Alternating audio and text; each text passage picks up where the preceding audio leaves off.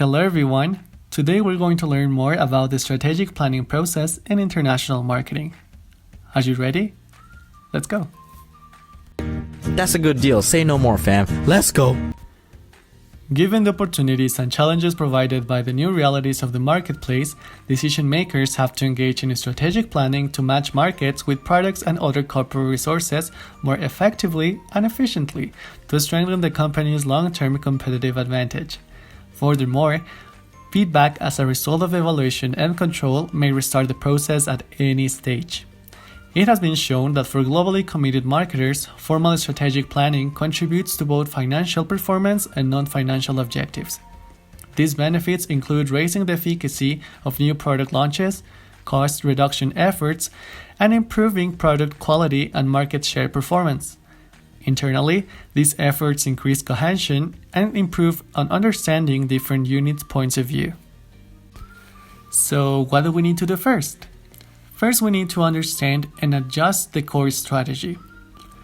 The planning process has to start with a clear definition of the business for which a strategy is to be developed. Generally, the strategic business unit, also called SBU, is the unit around which decisions are based. In practice, SBUs represent groupings based on product market similarities based on needs or wants to be met, end user customers to be targeted, or the product or service used to meet the needs of specific customers.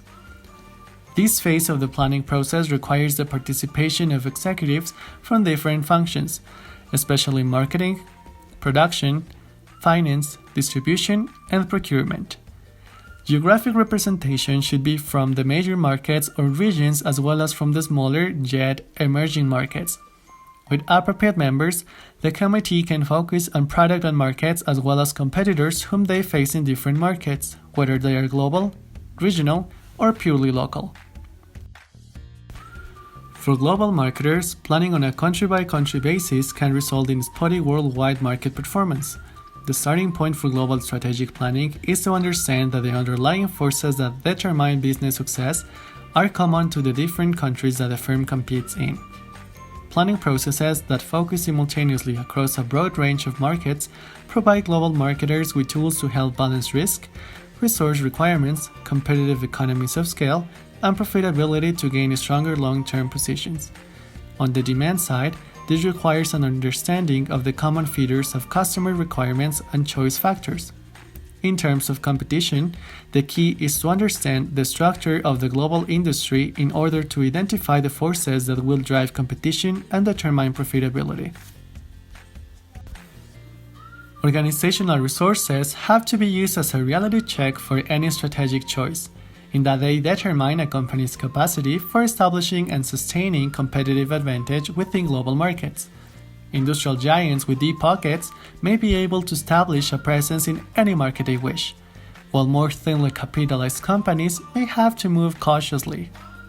At this stage, it is imperative that the company assess its own readiness for the necessary moves. This means a rigorous assessment of organizational commitment to global or regional expansion, as well as an assessment of the product's readiness to face the competitive environment. In many cases, this has meant painful decisions of focusing on certain industries and leaving others. The first step in the formulation of global strategy is the choice of competitive strategy to be employed, followed by the choice of country markets to be entered or to be penetrated further. Let's break it down. In dealing with global markets, the marketing manager has three general choices of strategies. Number 1, cost leadership. Number 2, differentiation. Or number 3, focus. In pursuing cost leadership, the global marketer offers an identical product or service at a lower cost than the competition. This often means investment in scale economies and strict control of cost, such as overhead, research and development, and logistics. Differentiation, whether it is industry-wide or focused on a single segment, takes advantage of the marketer's real or perceived uniqueness on elements such as design or after-sales service. A focused strategy is defined by its emphasis on a single industry segment, within which the orientation may be toward either low cost or differentiation. Any one of these strategies can be pursued on a global or regional basis, or the marketer may decide to mix and match strategies as a function of market or product dimensions. A global strategy does not imply that a company should serve the entire globe. Critical choices relate to the allocation of a company's resources between different countries and segments. The usual approach is first to start with regions and further split the analysis by country. Many marketers use multiple levels of regional groupings to follow the organizational structure of the company. For example, splitting Europe into northern, central, and southern regions that display similarities in demographic and behavioral traits. An important consideration is that data may be more readily available if existing structures and frameworks are used. Various portfolio models have been proposed as tools for this analysis. They typically involve two measures: the internal strength and external attractiveness. As indicators of internal strength, the following variables have been used: relative market share, product fit, contribution margin, and market presence, which would incorporate the level of support by constituents as well as resources allocated by the company itself. Country attractiveness has been measured using market size, market growth rate, number and type of competitors, and governmental regulation, as well as economic and political stability. An example of such a matrix is provided in this picture. The 3x3 matrix on country attractiveness and company strength is applied to the European markets.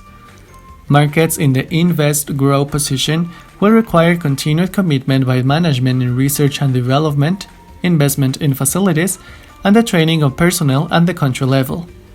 In cases of relative weakness in growing markets, the company's position may have to be strengthened through acquisitions or strategic alliances, or a decision to divest may be necessary. In choosing country markets, a company must make decisions beyond those relating to market attractiveness and company position. A market expansion policy will determine the allocation of resources among various markets. The basic alternatives are concentration on a small number of markets and diversification, which is characterized by growth in a relatively large number of markets. Krabs is opening a new restaurant called the Krusty Krab 2. First of all, congratulations, Mr. Krabs. Hello, I like money. What inspired you to build a second Krusty Krab right next door to the original? Money. Expansion strategy is determined by market mix and company-related factors, as you can see in this picture. Market-related factors determine the attractiveness of the market in the first place. With high and stable growth rates only in certain markets, the firm will likely opt for a concentration strategy, which is often the case for innovative products early in their life cycle. If demand is strong worldwide, as the case may be for consumer goods, diversification may be attractive. If markets respond to marketing efforts at increasing rates, concentration will occur. However, when the cost of market share points in any one market becomes too high, marketers tend to begin looking for diversification opportunities. The uniqueness of the product offering with respect to competition is also a factor in expansion strategy. If lead time over competition is considerable, the decision to diversify may not seem urgent. Very few products, however, afford such a luxury. In many product categories, marketers will be affected by the spillover effects. Therefore, for global marketers, three factors should determine country selection. Number 1, the standalone attractiveness of a market, for example, China in consumer products due to its size. Number 2, global strategic importance, for example, Finland in shipbuilding due to its lead in technological development in vessel design. And number 3, possible synergies, for example, entry into Latvia and Lithuania after success in the Estonian market, given the market similarities. Effective use of segmentation, that is, the recognition that groups within markets differ sufficiently enough to warrant individual marketing mixes, allows global marketers to take advantage of the benefits of standardization, such as economies of scale and consistency in positioning, while addressing the unique needs and expectations of a specific target group. This approach means looking at markets on a global and regional basis, thereby ignoring the political boundaries that otherwise define markets in many cases. The identification and cultivation of such intermarket segments is necessary for any standardization of marketing programs to work. The possible bases for segmentation are summarized in this picture. Marketers have traditionally used environmental bases for segmentation. However, using geographic proximity, political system characteristics, economic standing, or cultural traits as a standalone basis may not provide relevant data for decision making. Using a combination of them, however, may produce more meaningful results. It has also been proposed that markets that reflect a high degree of homogeneity with respect to marketing mix variables could be grouped into segments and thereby targeted with a largely standardized marketing strategy. The objective is to arrive at a grouping or groupings that are substantial enough to merit the segmentation effort.